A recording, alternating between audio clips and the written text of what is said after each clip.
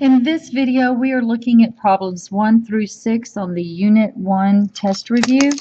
For problem number 1, we have the radical square root of 80. Remember that we take the 80 off to the side and we do the prime factorization. You can either do the prime factorization as a factor tree, or you can do it as the upside down birthday cake, your choice. So our prime factorization for 80 is going to be the square root of 2 times 2 times 2 times 2 times 5. Then we circle our pairs, pair of 2's, pair of 2's. For each pair, one number comes out. So this 2 comes out for that pair. This 2 is going to come out for that pair. And then we're left with the 5 underneath the radical. Now we simplify what's in front of the radical. 2 times 2 is 4. And we have a final answer of 4 times the square root of 5, which would be the simplification for the square root of 80. On problem number 2, we don't have a lot of space, so I'm going to have to write very small. We have a rectangle. We need its perimeter. That means we do the length twice and the width twice because we're trying to go all the way around a rectangle. So I'm just going to start writing these things down. I'm going to need to do this kind of small to fit it all on here. 3x squared plus x plus 2. That's the length plus the width of negative x squared minus 5x plus 1 plus the length again, 3x squared plus x plus 2 plus the width again. And I'm going to end up going outside the box. So because this is all addition, we can ignore the parentheses and we can just look at our like terms. So we have a 3x squared, a negative x squared, another 3x squared, and a negative x squared. So when we combine those, we have 3 minus 1, which is 2. 2 plus 3 is 5. And then 5 minus 1 is 4. So we end up with an x squared term with a coefficient of 4. Now we look at the x terms. We have an x term of a plus 1x, minus 5x, plus 1x, minus 5x. So 1 minus 5 is negative 4. Negative 4 plus 1 is negative 3. And negative 3 plus 5 is negative 8. So we have a term of negative 8x. Then our final term is, our final term in our answer is going to come from the constants. So I have plus 2, plus 1, plus 2, plus 1. So 2 plus 1 plus 2 plus 1 is 6. So our final answer is 4x squared minus 8x plus 6.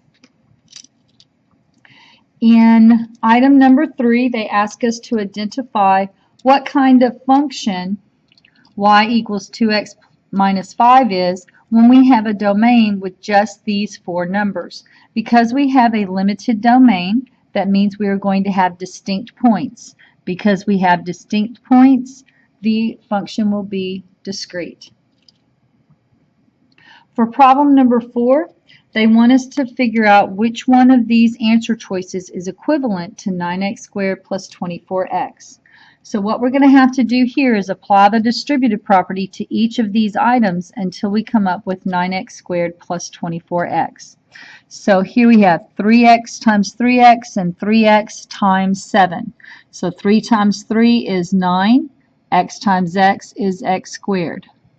Plus 3 times 7 is 21, and we have the x, so that stays there. So A is not going to be our answer. So we try B. We have 3x times 3x again, and we already know from answer choice A that that's going to be 9x squared. 3x times 8 is 24x. Now we found our answer choice, but I'm going to go ahead and show you why these others are not going to work out. So while 3x times 3x here does give us the 9x squared, if we take 3x and multiply it by 24, we are going to get 72x. So that's too big. If that's a 24 there and I'm multiplying, there's no way I can get a 24 back. And then here we have 3x times x, which is going to just give us, well, I'm just all excited about that 9x. So that gives us a 3x squared, and then 3x plus 8 is 24x. So while it had the 24x part, the first term was not sufficient. So B is our correct answer, 9x squared plus 24x. Next is problem number 5. They want us to simplify this expression. In order to simplify this expression, we need to make the parentheses go away, so we're going to have to apply the distributive property. So we distribute a 4 to the first set of parentheses. We're going to distribute a negative 5 to the second set of parentheses. 4 times 2x is 8x squared. 4 times negative 6x is negative 24x. And 4 times negative 12 is negative 48. Negative 5 times x squared is negative 5x squared. Negative 5 times negative 6x is positive 30x. I'm going to have to run over into this other problem a little. Negative 5 times negative 2 is positive 10.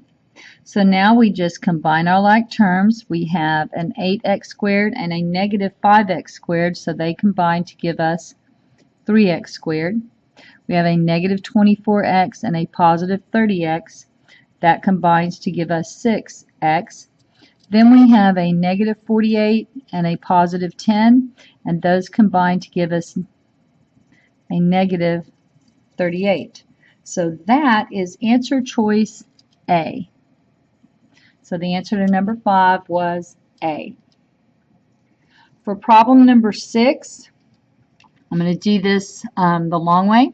So what we're going to do is draw our skeleton for our function here, because they want us to evaluate the function for when x is going to be negative 9. So I write my skeleton, and then I put a negative 9 in for x.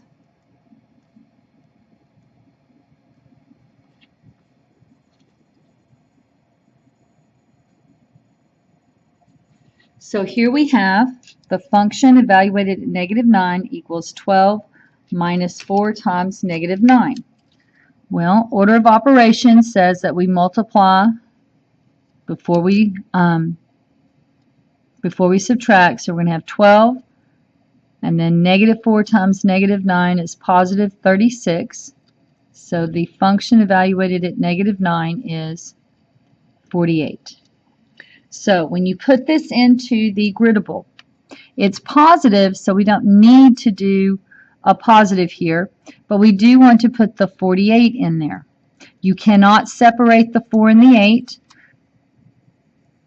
but you do need to make sure that you bubble in at the bottom. We do not have a decimal, so we do not need to include a decimal, and if we did, it would have its own column to itself. So this is the first video of 3 for the Unit 1 test review. These are problems 1 through 6.